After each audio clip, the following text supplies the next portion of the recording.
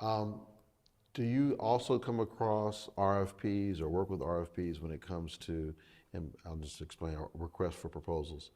Are you doing that with private companies too, or is it generally just the public companies? It can be both. I'd probably say it's the work in the private industry is probably more referral or repeat clients, Okay. whereas there's almost a mandate or requirement in the public sector where if something is over a certain dollar amount, that it has to go out for Yeah. RFP. So you see more of those there. Whereas if you've done great business in the private sector, you develop a reputation and you kind of get repeat business or you get business from referrals. So, Yeah. but there's the times where there are companies that will put things out to the street to do an RFP. Yeah, makes sense. And I've experienced a similar dynamic as well. And I found out too that well, if it's particularly here in Texas, I don't know about other states, but it depends on the organization. It could be like maybe it's a university or maybe it's a hospital district or what have you.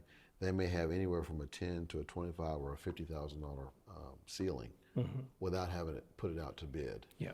And so there are some exceptions like the sole source. If we can get a sole source designation, it can be much higher than that and not have to go out to bid. Yeah.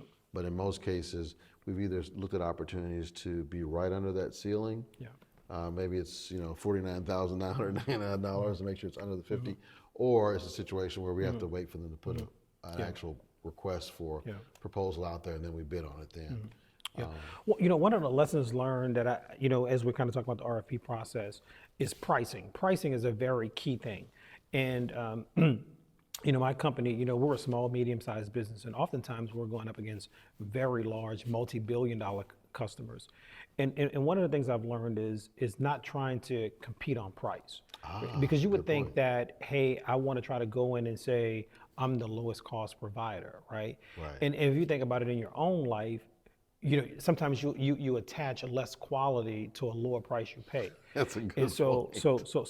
so you have to understand if is the decision all based on the lowest price. Most people are not their metrics, and they will tell you our selection process is not just you have to go with the lowest person. So I think we get in the mindset of trying to play this Price is Right game where you're trying to get to the very right price. And so I think that and I've learned that you need to kind of put the price for the value of the thing that of the service that you're providing. Right, I had a situation, an experience where we were doing going after RFP, and we got shortlisted. So shortlisted means that they've kind of brought it down from a bigger group to a smaller group. Right. And when we got shortlisted, they asked us to kind of give our last and final. And so the group I work with, when we did our last and final, we thought that they were asking us for a price reduction. So our initial price that we sharpened our pencils and we said, well, hey, we think we could deliver it, cheaper in these different areas. So we proposed and we didn't win. But one of the great things about some of these public companies is that they have to present the information on who the winner is. Right. And the winner was more expensive than we were. Right? And so we went in a process where we brought our prices down because we were trying to compete on price, but we didn't win the opportunity because they were looking at who was better able to serve their needs than exactly what the price was. And I think it's a common mistake that a lot of people can kind of get into, but I think that you need to price, kind of what your price is, right, and kind of go for the value that you're providing.